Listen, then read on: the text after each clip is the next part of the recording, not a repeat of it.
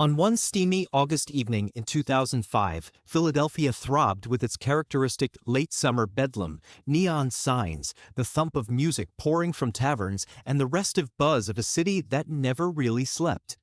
South Street was electrified, burning like a blast furnace when 26-year-old Lily Grace Hill finished her shift at the corner cafe. It was approximately 11:30 at night when her colleagues last spotted her. Light blue blouse, worn jeans, and that same old canvas bag she never left home without. She waved goodbye, her own smile wearily warm, and entered the thick night air. No more than 15 minutes had passed before a cab driver saw her standing alone under one of the street lamps near the Gerard Avenue bus stop.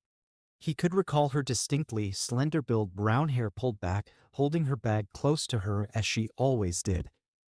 The stop was deserted except for her, and she seemed to be waiting for the evening bus home to Fishtown, as she always waited. Then the driver remarked she just melted away into the crowd, consumed by the city's blur of light and darkness. That was the final confirmed sighting of Lily Grace Hill.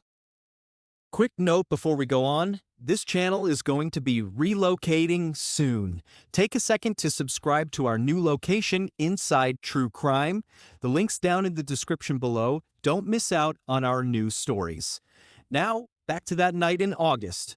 The warmth stuck to everything, the pavement still retaining the heat of the day, the air heavy with the aroma of street vendors, cigarette smoke, and trash that never quite reached the can.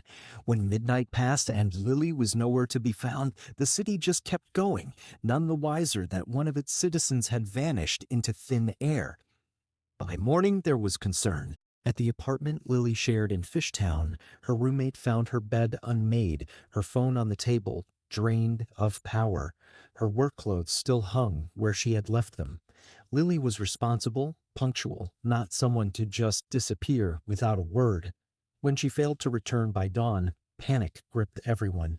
The roommate telephoned Lily's family, and they phoned police. In a matter of hours, what began as a late night in the city became a full-blown missing persons case. 3 Philadelphia Special Victims Unit detectives were tasked with following Lily's final steps. They began at the diner, interviewing her colleagues. They all said the same thing. She ended her shift, tightened her ponytail, slung her backpack over her shoulder, and walked alone around 11:30. Nobody witnessed her meeting anyone. Nobody witnessed her entering a car. Next was the bus route. Detectives spoke with the late-night driver and some of the passengers. None recalled a blue-shirted young woman in jeans. The driver remembered a few rowdy teenagers toward the rear. A gruesome realization started to set in. Lily never boarded that bus. Detectives next looked to SEPTA's cameras for hope, a clue, a glimpse, something that would verify where Lily went in those fateful minutes between when she left South Street. But practically immediately, that hope dissipated. When the city's surveillance was reviewed by investigators, their hopes sank. A few cameras along Lily's daily route had failed that night, the worst timing imaginable. There was only a single frame that could be used, a fuzzy, grainy picture taken at 11:44 p.m. It was of a small person in light-colored attire standing under a streetlight near the Gerard Avenue stop. It was so bad, it was impossible to tell whether or not it was Lily, but it was the only piece of evidence that indicated she had gotten as far as her bus. As the patrol officer combed the area, he spotted something shiny small off a parking lot, a silver hoop earring. It was quickly bagged and sent as evidence. When Lily's mother was shown the earring, she hesitated. "It looks like hers," she said quietly, "but I can't be certain." Friends were of the same opinion. Lily had several pairs just like it. The earring might have been a clue, or merely another fragment of city trash. Aside from that one object, the area provided nothing, no blood, no ripped clothing, no evidence of a struggle. Nobody heard anybody scream or notice anything out of the ordinary. It was as if Lily simply walked off the curb and disappeared. During the first 3 days, detectives constructed a neat 20-minute window between 11:30 p.m., when Lily had left the diner, and 11:50 when her bus had left. Somewhere within those 20 minutes, she vanished. The official report sounded cold and clinical. No credible sightings after 11:45 p.m. Suspected abduction between South Street and Gerard Avenue. Evidence not conclusive. But for the Hill family, those words weren't abstract lines in a document. They were a turning point. Lily wasn't irresponsible or spontaneous. She was cautious, responsible, the sort of person who texted if she was going to be 5 minutes late. And now all that remained of her was a blurry picture and one earring. What might have occurred in those 20 minutes? Who cut in front of her? And why, in one of America's busiest cities, did no one see anything? Detectives started where they had to, close to home. They scoured Lily's private life, beginning with her former boyfriend, a garage mechanic she'd been dating for roughly a year before ending things a few months prior.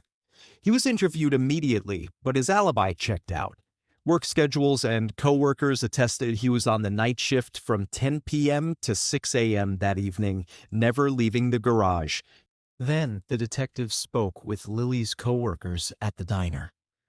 Rumors circulated that a couple of men had flirted with her, but the timeline eliminated them immediately. One had left work hours earlier than Lily and was caught on his neighbor's front cam coming home to West Philly. Another was with his girlfriend at a bar in Manayunk, confirmed. Rumors died quickly. Then one name kept coming up: Daniel Brooks. Brooks was 32, a Kensington man who'd worked construction but fallen on hard times, unemployed, spending much time standing around South Street, and a frequent at the diner where Lily worked, but not the nice kind of regular. Employees reported that he'd sit and nurse a single cup of coffee for hours, staring at Lily as she worked. He always treated him with courtesy, but once told a friend, "He gives me the creeps." So on August 15th, 2 days after Lily had gone missing, police hauled Daniel Brooks into custody for questioning. He was composed.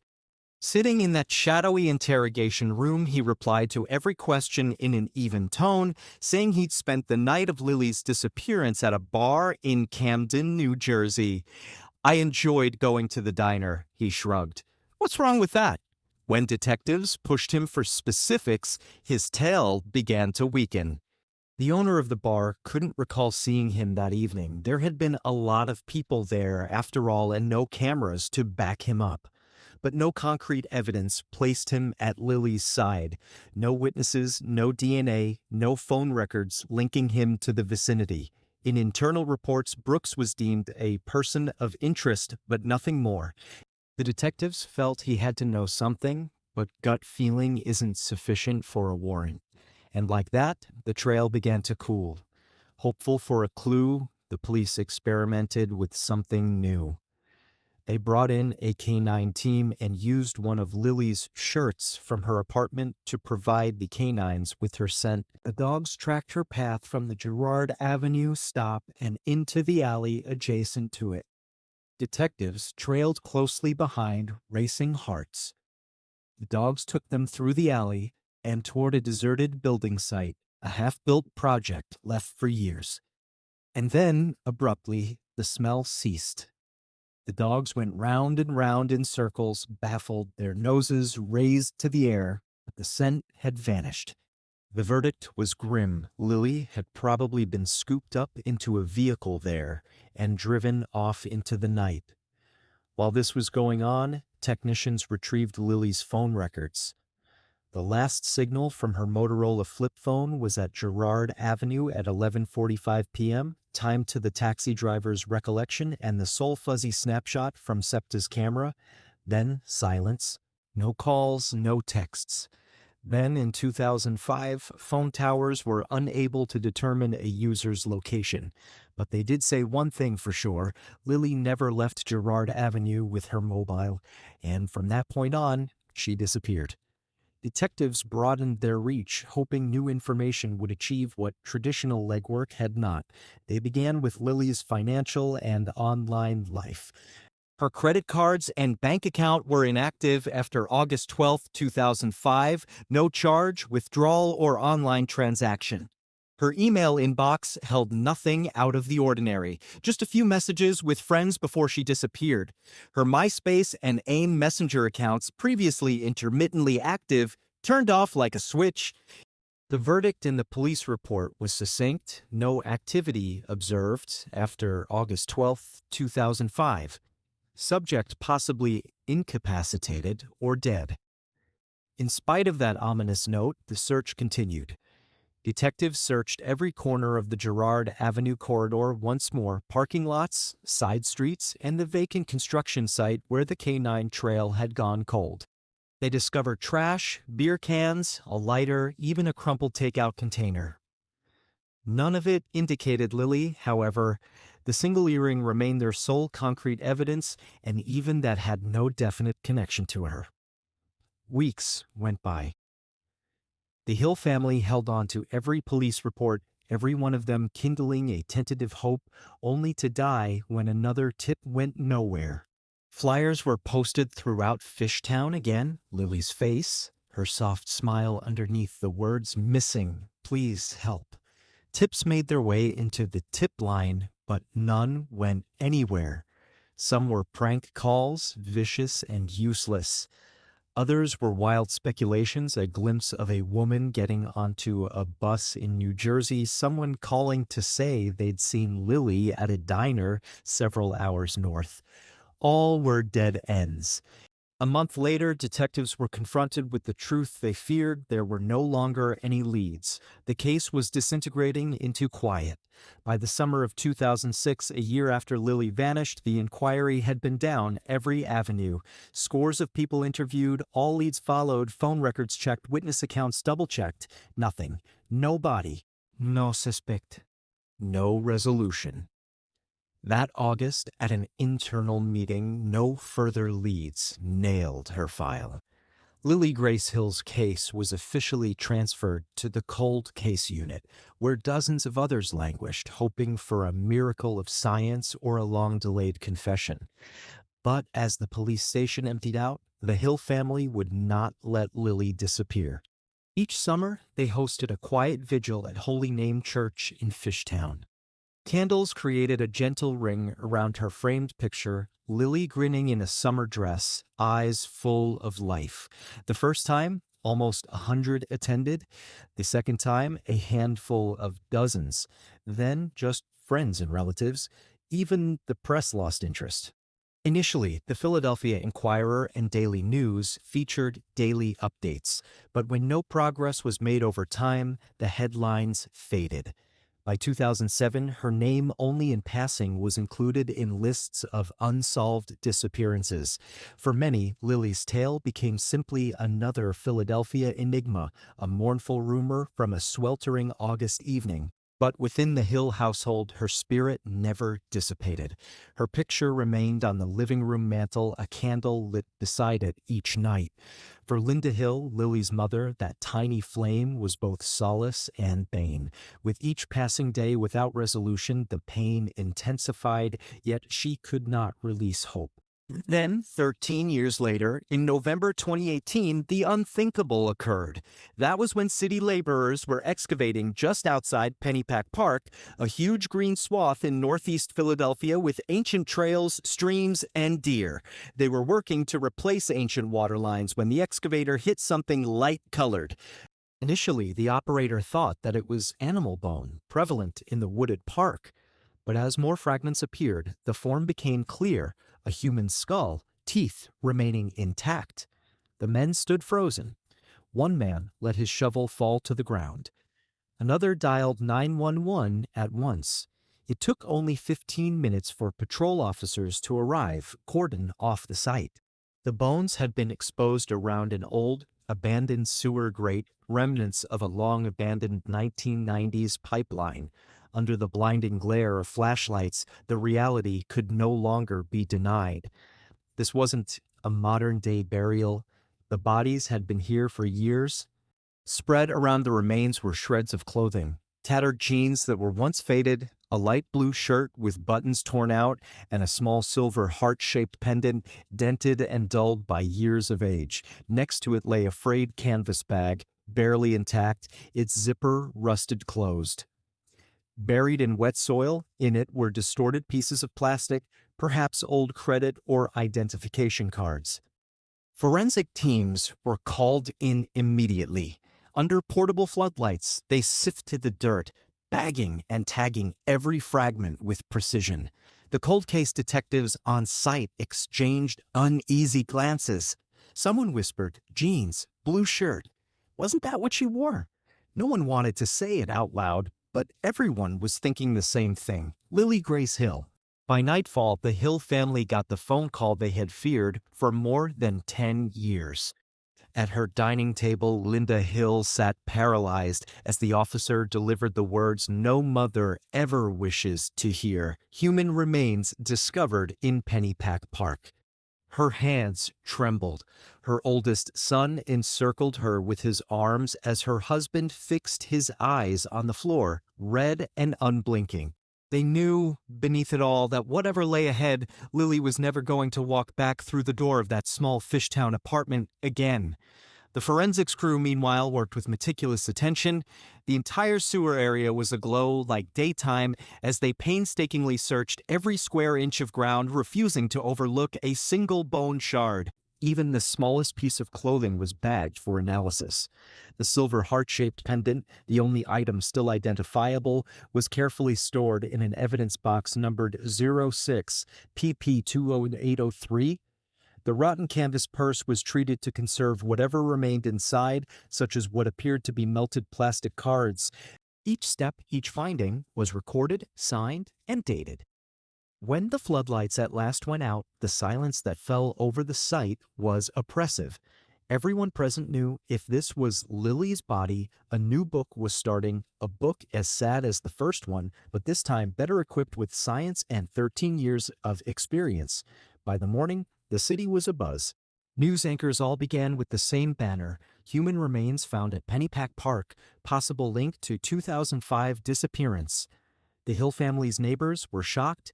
Those who'd once gathered for vigils called one another tremblingly. Was it possible? All these years? In Fishtown, they mentioned Lily's name once more. To them, she'd never truly gone away. She'd simply become a specter of an unfinished tale. Now, perhaps, that tale was on the verge of its conclusion.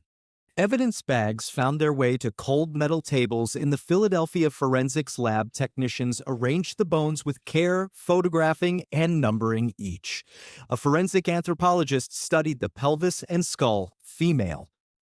Measurements of the pelvis indicated a height of between 5'5" and 5'7", exactly Lily's profile. Then came the estimation of age, 20 to 30 years old.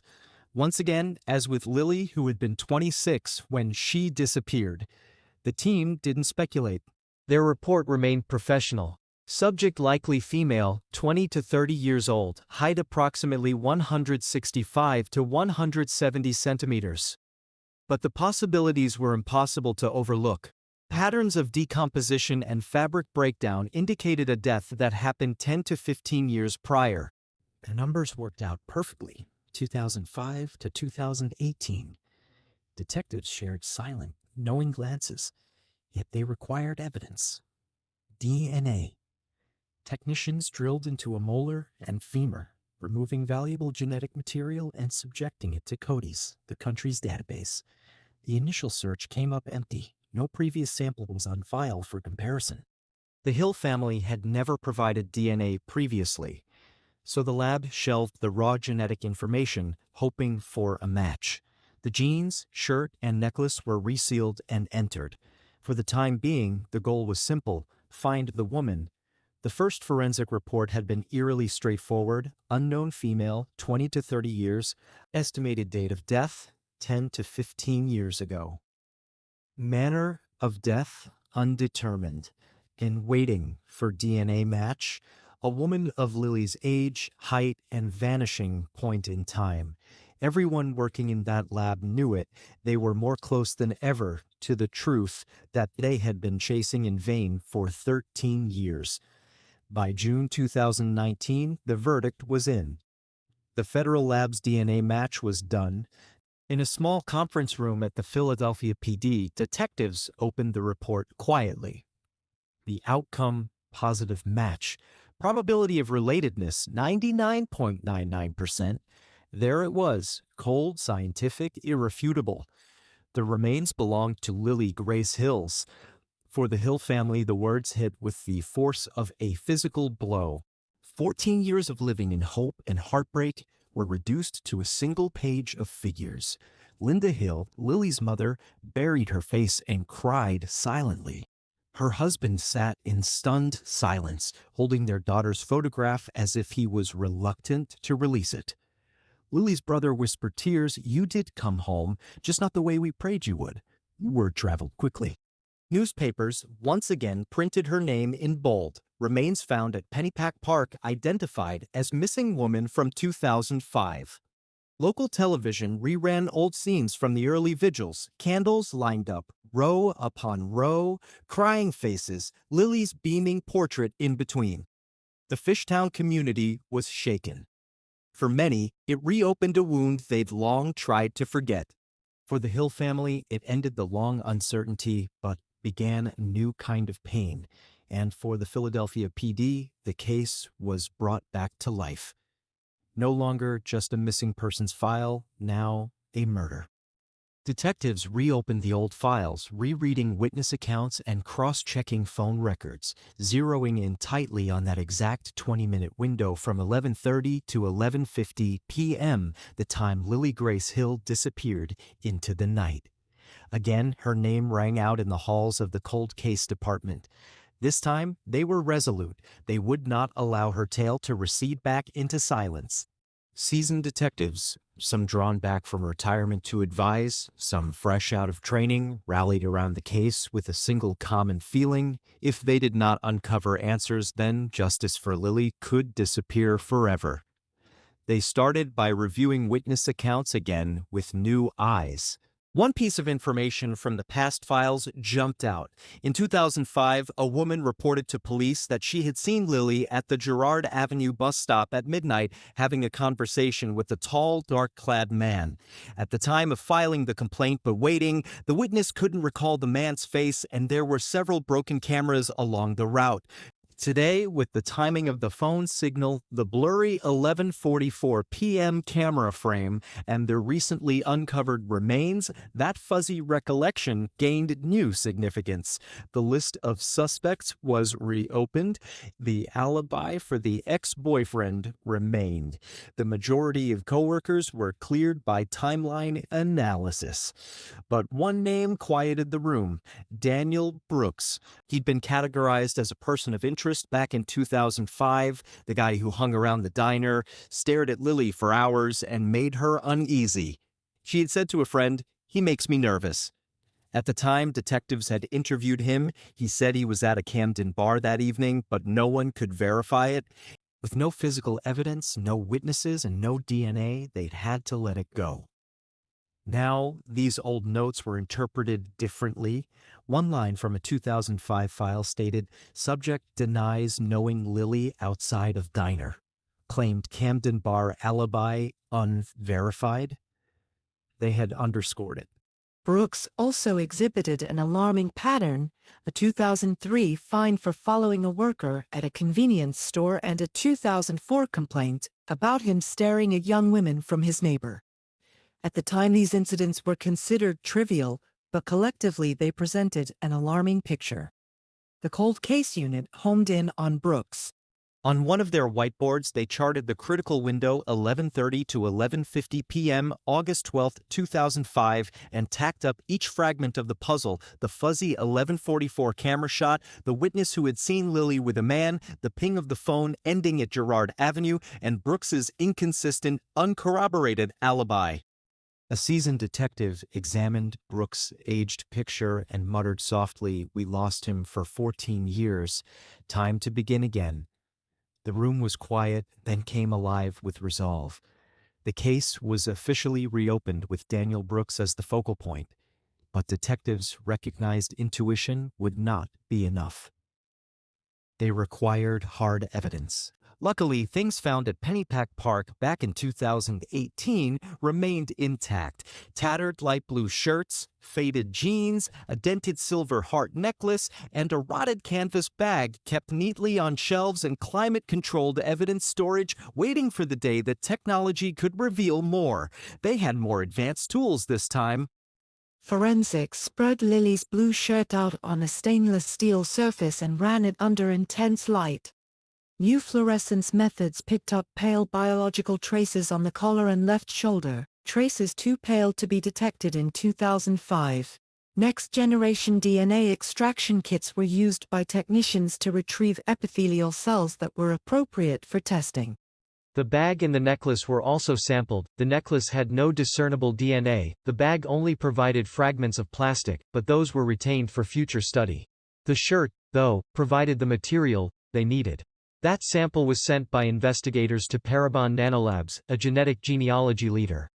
The concept, even if the DNA didn't match anybody in criminal records, genealogical methods could position the unknown DNA in a family tree and suggest a probable suspect. Packages were transferred under stringent chain of custody procedures. In the evidence log one had written, "Sample taken for enhanced DNA analysis, 2019. It was a tiny step on paper, but for the detectives it was a huge step closer to the truth. 4 months later the lab's almost 100-page report arrived. Genetic genealogy had succeeded where traditional forensics could not. It connected the biological trace on Lily's shirt to the Brooks family line. Parabon's analysis lined up hundreds of thousands of markers, matched them to big consumer genealogy databases, and constructed family trees until they condensed into a Pennsylvania branch. On the map, the Brooks name was linked by lines to several relatives, a cluster of potential matches. 99% of the names were a dead end, too ancient, too distant, or otherwise ineligible. But one fit the profile to a T. Daniel Brooks, born in 1973, who'd resided close to Gerard Avenue, was unemployed in 2005 and had been a frequent diner visitor. It was the very same Daniel who was a person of interest in 2005. Detectives leaned forward. "If this is Brooks's DNA," one young detective said, "we finally have something real."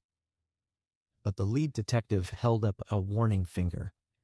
Genealogical DNA identifies a family branch, he reminded them. It doesn't establish the sample came from a named person. To prepare a court case-ready conviction, they still had to do direct comparison against Daniel Brooks's DNA. So the team was ready to move to the next step. Find Brooks, get a legal DNA sample, and determine if the stain on the shirt is an exact match for him. This was the moment the investigation had been holding its breath for, the old suspicion and new science converging. Everyone in that briefing room was aware of the law. Genealogy only wasn't sufficient. American courts demanded a 1-to-1 DNA match. No guesswork, no surmise from a family tree. So the team doubled down on detail. They backtracked to 2005, following Daniel Brooks's every step. His apartment complex was a few blocks from Lily's bus stop. His alibi, being at a Camden bar that evening, was never confirmed. Details in the old file had reported him loitering outside the diner, gawking, attempting to converse with Lily even when she made it quite plain that she wasn't interested. One coworker recalled saying under her breath, "He creeps me out, but I don't want to make something of it." All the details seemed little back then. Today, under the unforgiving glare of fresh DNA evidence, they shone red with warning. That afternoon, the detective chief took a marker and sketched a big diagram on the whiteboard. Daniel Brooks in the middle, lines radiating out, DNA connection. Last seen next to Lily, unconfirmed alibi, incongruent behavior. After the sketch was complete, everyone could view it. All the threads pointed directly back to Brooks, but still they had to tread carefully. If Brooks ever got the idea he was being investigated, he might cut out, or worse, destroy evidence, so the cold case unit cooperated with the city prosecutor to initiate a secret surveillance operation. An undercover team started following him around the clock, noting every routine, every spot, every crumb he came into contact with. In the mornings, he pulled his aged blue pickup from his Camden apartment to a construction site. At lunchtime, he ate by himself on the periphery of the lot, sandwich in one hand, cigarette in the other. Early evenings found him stopping at a corner bar for a beer or two before walking home.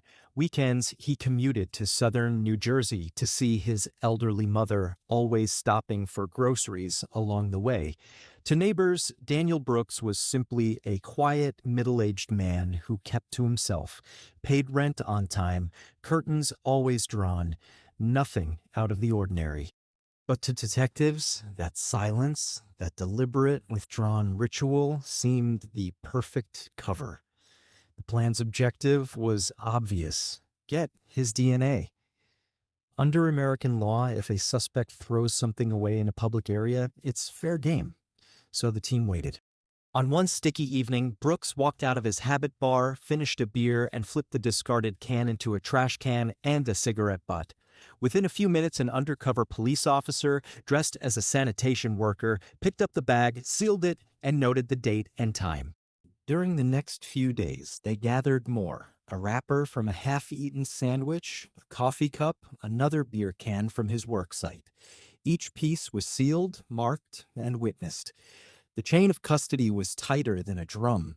When the evidence bags pulled up at the Philadelphia lab, the whole unit could sense the tension coiling tight. 14 years of hurt and anger all depended on these dented cans and filter-tipped ashes.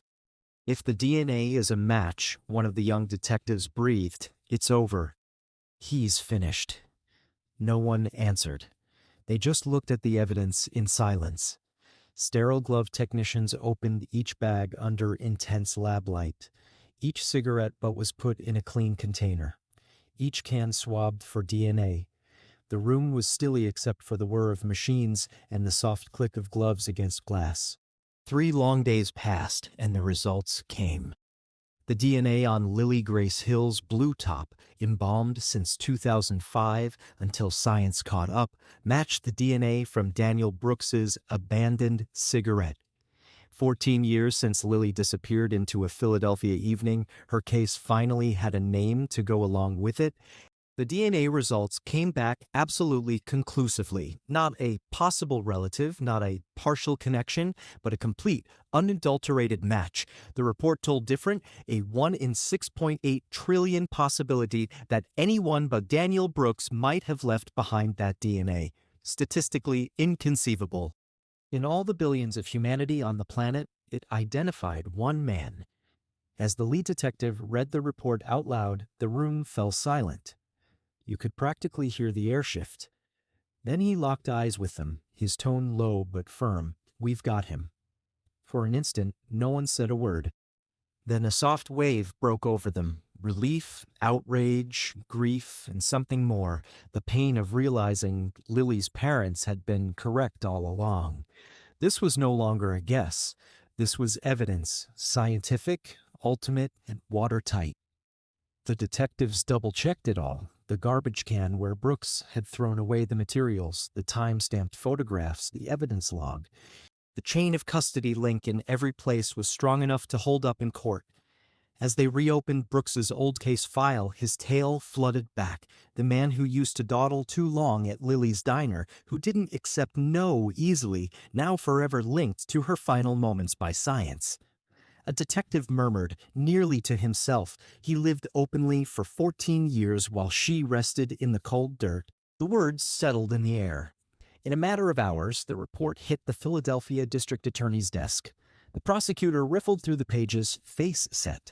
"We have enough for an immediate arrest warrant. No more waiting." By evening, the plan was outlined, neat, stealthy, and quick. No errors. That night, the cold case team convened in their office, where only desk lamps and computer screens cast a blue light. They were exhausted, but would not leave. Some had been working on this case since 2005. They had witnessed Lily's family suffer through years of unresolved questions. Now, finally, the truth was close at hand. One detective recorded in the daily log, "Some cases seem destined for oblivion, but persistence and technology brought Lily back. It's time for Brooks to face what he did." March 2022, Camden, New Jersey. The dawn sky was streaked with late winter clouds as unmarked vehicles rolled quietly into Brooks's narrow street. His one-story home sat there, unremarkable, peeling paint, overgrown grass, faded curtains. You'd never guess it hid a man tied to a 17-year nightmare. At 6:12 a.m., the task force rolled in. 2 detectives pounded on the door. Police. Federal warrant. A shuffle. A hesitation. Then Brooks materialized in the doorway, gray sweater, pajama pants, confusion etched across his face. He blinked once, twice, as though attempting to awaken from a nightmare. In seconds, he was handcuffed and escorted out. Neighbors congregated, some wearing robes, holding coffee mugs, gaping in shock. "Daniel?" "No way," a woman replied. "He helps me carry groceries every Sunday." Phones appeared. Videos landed on social media. Within an hour, local headlines included, "Camden man arrested in 2005, Lily Grace Hill case." By lunchtime, the news had traveled all over Philadelphia, and by nightfall, it was news nationwide. Television stations ran the same footage repeatedly. Brooks being led into a police cruiser beneath flashing red and blue lights. Cold case solved after 17 years. DNA solves it. In cafes and office buildings and subway terminals, people spoke the same words. How could someone like him, quiet, polite, do something like that? At the noon press conference, the spokesperson for the cold case unit stood before a sea of microphones. "We have irrefutable DNA evidence connecting Daniel Brooks to the disappearance and presumed death of Lily Grace Hill." The parents of Lily sat at his side, their pale, tear-marked faces unyielding. They had waited 17 long years, and now they were getting to watch justice take its first breath. When reporters asked how Brooks had managed to live unnoticed all this time, a detective answered simply, "Criminals often hide behind normalcy. That's why it took so long." Brooks said nothing during transport. His public defender advised silence, and he followed it, offering only a curt denial when asked about Lily. That night, all the networks broke with the same headline. Classic footage of Lily, beaming in her uniform at the diner, glowing in her graduation picture, played alongside images of Brooks's humble Camden house encased in police tape. An anchor wrapped up the report with a grave sentence, "Philadelphia never forgot Lily Grace Hill." Today, the city takes one step closer to justice. For the Hills, tears that day were different, no longer just sorrow, but relief. Justice had finally come knocking on Daniel Brooks's door. In a sterile interrogation room at Philadelphia PD, Brooks sat in cold, harsh fluorescent light. The orange jumpsuit made his complexion look even whiter. 2 detectives sat across from him, calm, patient, chattel. When they mentioned Lily's name, Brooks' eyes narrowed. "I don't know her. Never met her." Lily's diner uniform, her smile bright, frozen in time. Brooks stared at it, then glared up, his voice severing the silence. "Spot on. This is one of the most important storytelling turns in the entire case. It moves from scientific validation, the DNA evidence, to emotional confrontation, the interrogation, and on to investigatory reconstruction, the timeline that reconstructs Lily's last moments." Here's a refined, cinematic continuation of your text, keeping your tone, structure, and investigative realism, but tightening flow, heightening emotional and procedural tension, and giving it the rhythm of a true crime docudrama. Brooks' voice cracked slightly. "I told you, I don't know her." But when the next document slid across the metal table, the official DNA report, his expression faltered. The bold header read, "Match probability 1 in 6.8 trillion. Brooks's gaze locked on the words, his jaw setting, the denial leaching from his face. He remained silent for a long moment, staring at the typewritten paper as if it would somehow change if he waited long enough. The room hung quiet except for the steady click of a pen against the metal tabletop. Then questioning resumed. Cornered for an explanation, Brooks's tone began to crack. Initially, he grumbled that he could have planted his DNA on Lily's shirt. Soon after, he disagreed with himself, muttering that he may have brushed against her at the diner once. The detectives shared a glance, calm, patient, methodical. One leaned forward, voice steady. "You said you never met her. Now you say you might have touched her. Which one's true?" When they placed on the table a photo of the discovery site at Pennypack Park, the room seemed to draw a deep breath out. Brooks glanced once quickly, his eyes darting to the rotten ground, the taped sewer opening, and then he looked away. His lips quivered as if he might say something, but nothing escaped them. The detectives continued. 17 years her family has waited for this truth. If you still have a conscience, speak it now. Brooks breathed heavily, closing his eyes.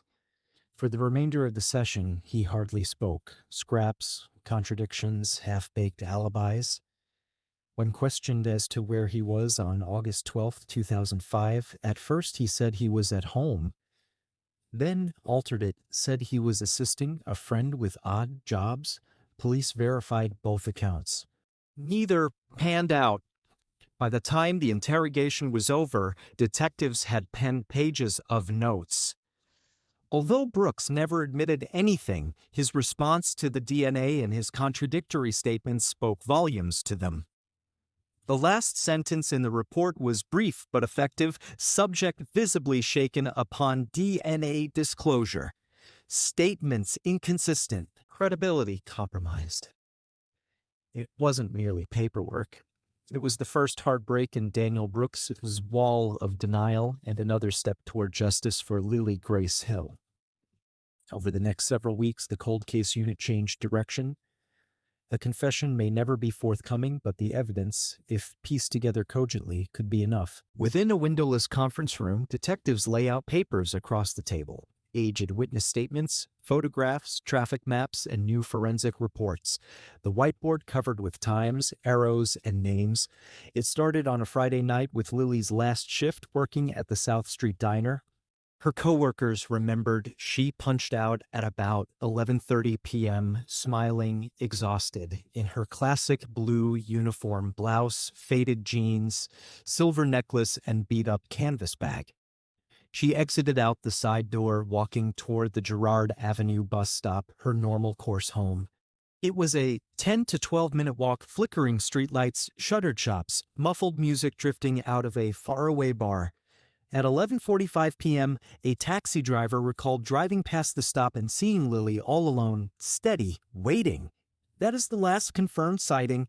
Speda cameras might have caught her, but that evening the feed was out. Only a blurry outline was left. Detectives reenacted the scene. The brief gap from 11:30 to 11:50 p.m. was the clue.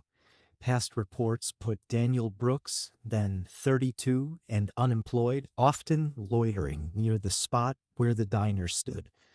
An overlooked remark came back to mind, a tall man in a black jacket talking to a young woman at the stop late at night. At the time, it went nowhere. Now, with DNA matching Brooks to Lily's clothes, it fit like a glove. Brooks, detectives thought, spoke to Lily, attempted to converse, perhaps pushed too hard. She probably brushed him off again. Witnesses from the diner said they had heard her say he made her uncomfortable. Something inside of him snapped. Working theory, he forced her into his truck, a blue Rusty pickup, and took her out of the city. 15 minutes north was Pennypack Park, dark, wooded, secluded, just where she was found dead. Canine evidence from 2005 indicated her scent had vanished near a deserted construction site, indicating she'd been transported by car. The park's ancient sewer tunnels were ideal for hiding, quiet, unused, forgotten by the city. As detectives recreated the drive that evening, it took 17 minutes, just the time necessary for Brooks to kidnap, murder, and dispose of her body before arriving home. Lily's belongings told their own tale.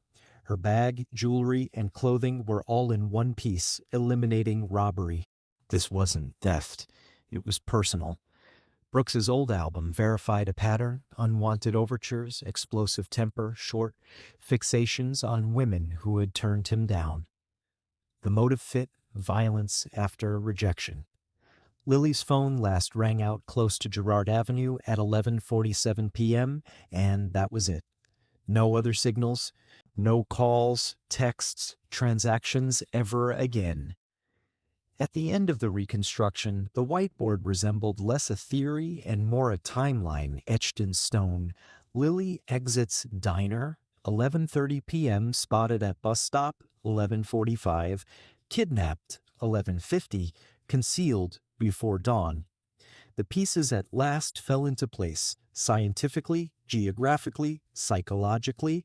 As the lead detective capped his marker and backed away, there was dead silence in the room. There was no need for anyone to voice it.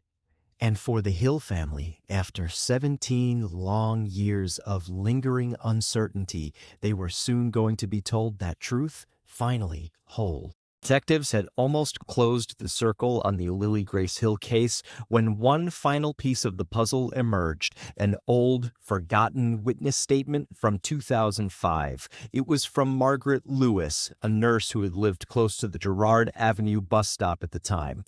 17 years on, when police reopened the case, they discovered her report hidden away, yellowed, and forgotten. Puzzled, they made an effort to trace her.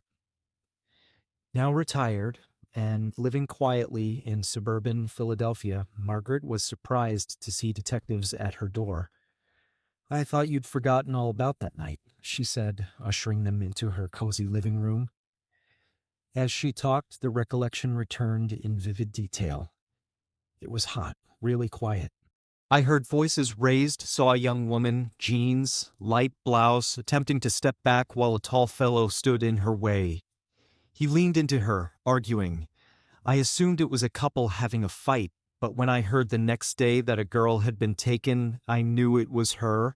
When shown a photo lineup that included Daniel Brooks, Margaret studied it carefully before nodding. That's him. The way he leaned in, I'll never forget that." After 17 long years, her recollection lined up perfectly with the forensic evidence. It was the confirmation detectives needed: a living witness placing Brooks with Lily the night she vanished. Her testimony, combined with the DNA match, provided prosecutors with a 1-2 punch for justice. In the cold case unit meeting room, her new statement lay alongside the lab report, and the team could sense the balance of justice starting to tip. The lead detective whispered quietly. In 2005, her words were discarded for lack of evidence. Now they're the key. They agreed to keep the witness hidden, at least for the moment, a trial trump card. When detectives explained to Margaret how important her testimony was, she gazed down, her voice shaking. "If I'd stayed longer, called someone, maybe she'd still be alive." A detective reached across softly. "You did what you could, Margaret, and now you're assisting in completing what began that night." From that moment on, Margaret's account became the centerpiece of the prosecution's case. Her testimony would open the trial, followed by the ironclad DNA evidence, one human memory, and one scientific certainty, each reinforcing the other. For the cold case team, finding her felt like uncovering the final missing puzzle piece. After nearly 2 decades, justice finally had a clear face and name. With the timeline now solid, the Philadelphia District Attorney's Office was ready to go to trial. They were aware that the public was watching intently: neighbors, media, and families who'd been following Lily's case for years. Prosecutors spread it all out in a conference room on a long oak table: DNA evidence, a perfect match between Brooks's trash and Lily's shirt. Timeline: from the 11:30 p.m. dinner shift, Lily worked to the phone, silencing 15 minutes later.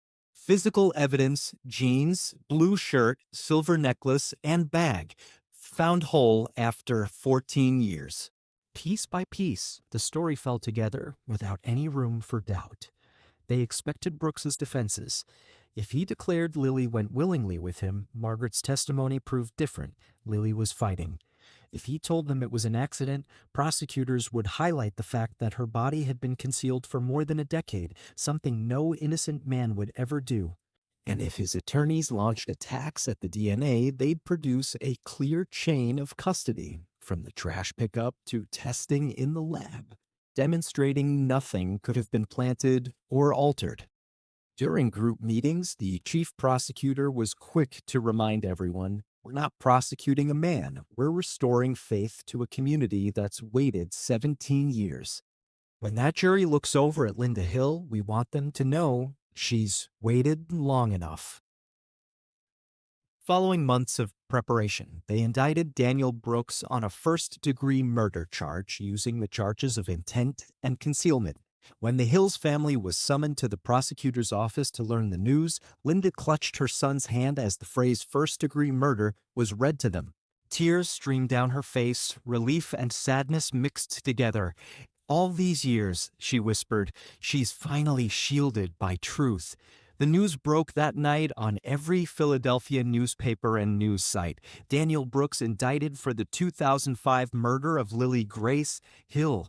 The title caused shockwaves across the city. Weeks later, June of 2022, the preliminary hearing for Commonwealth versus Daniel Brooks opened at Philadelphia County Court.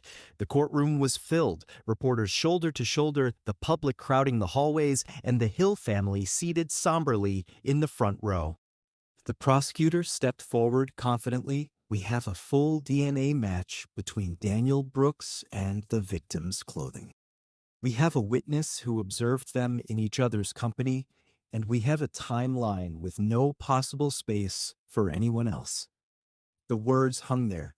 Everyone looked at Brooks, who sat in an orange jumpsuit. He was thinner, his eyes sunken, but defiant. I don't know, Lily Hill, he grumbled. I wasn't involved in anything like this. His defense attorneys were quick to jump in with claims of DNA contamination and faulty memory after all these years. The prosecution's final salvo was strong, meticulous, exacting, and profoundly moving. They started with the forensic report, a DNA match so precise, it had only a 1 in 6.8 trillion possibility of being incorrect. That is to say, it was almost impossible to misidentify. They outlined, step by meticulous step, how investigators had collected Brooks's DNA, beer cans and cigarette butts gathered under observation, sealed, and documented in detail. Every hand that touched the evidence had signed off on it, and there was no opportunity for contamination. When it was Margaret Lewis' turn to testify, prosecutors reminded the jury that she was not alone. Her story matched perfectly with digital and physical evidence, the SEPTA camera outage, the phone signal on Lily's phone dying, and the such tight timeline of events.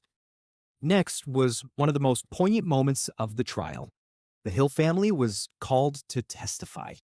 Linda Hill stood up slowly. Her hair had gone gray since that summer evening of 2005. Her voice shook as she gazed toward Brooks. We've waited too long for the truth, she said. That man kidnapped my daughter. We want justice for Lily. The court fell utterly silent. The rustling of paper ceased. Brooks gazed down, hands locked together tightly, not a word. It was the Hills' first meeting with the man they believed killed their daughter. When the judge finally broke the silence, his words pierced the hush. There is sufficient evidence to bring this case before a jury.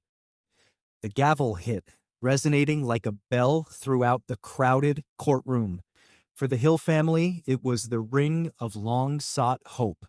September 14th, 2022. Philadelphia County Court doors opened on what would be one of the city's most anticipated trials in decades, Commonwealth versus Daniel Brooks. On the outside, newsmen crowded the sidewalks.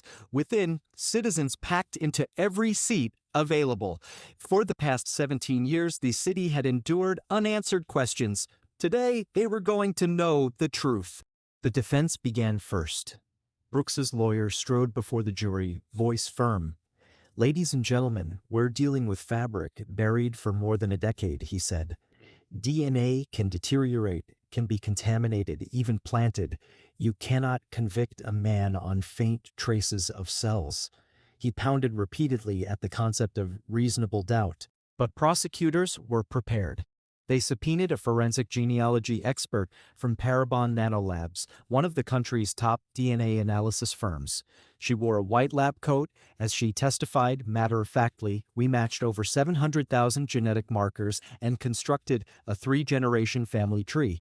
The DNA on Lily Hill's shirt corresponds directly to Daniel Brooks' line. When compared with samples taken from his discarded cigarette butts and beer cans, the identification was absolute chance of error 1 in 6.8 trillion. Graphs covered the courtroom monitor, lines and symbols pulsed as the witness testified. Jurors shifted forward, inclining their heads as she described how no current technology could mimic this level of accuracy.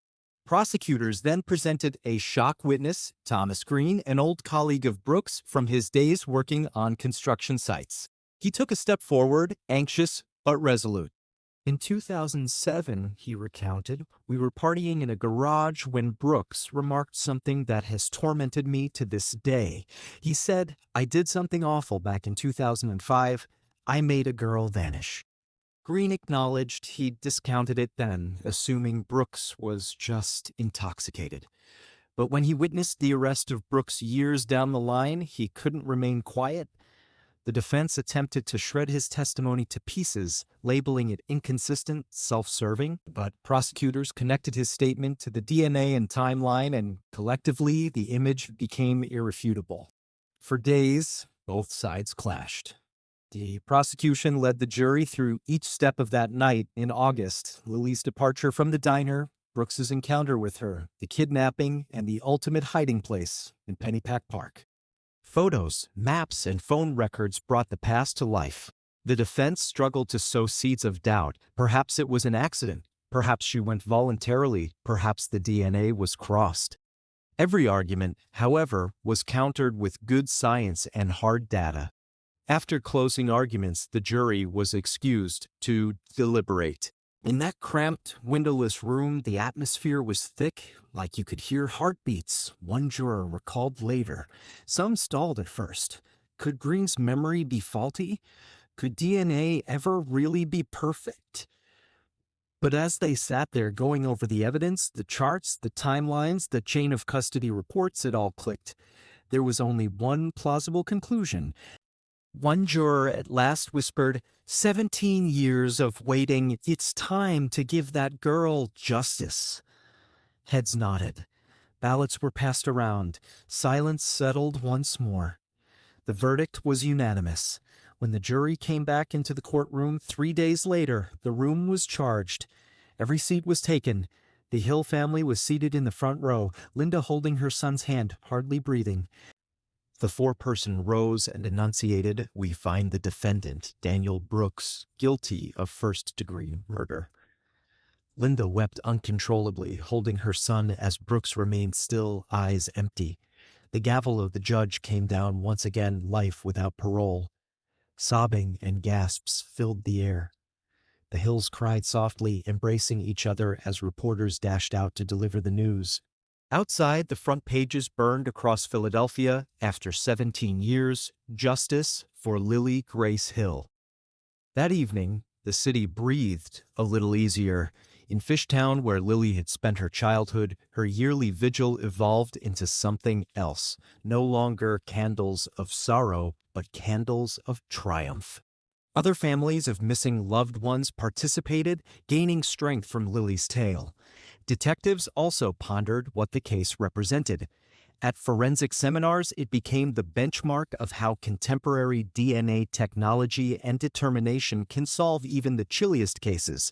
Following the verdict, the cold case detectives convened discreetly at a tiny cafe. No big bash, only a quiet toast, tears welling in the memory of Lily.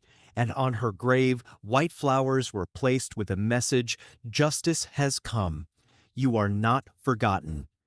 The tale of Lily Grace Hill was no longer a solved case. It was a message. It was a reminder to America that truth sleeps but never dies, that science can speak for the silence, and that no family's fight for justice is ever wasted. If you're drawn to stories where perseverance, truth, and technology collide to bring long-lost justice, subscribe and stay with us, because more of America's hidden stories are waiting to be told.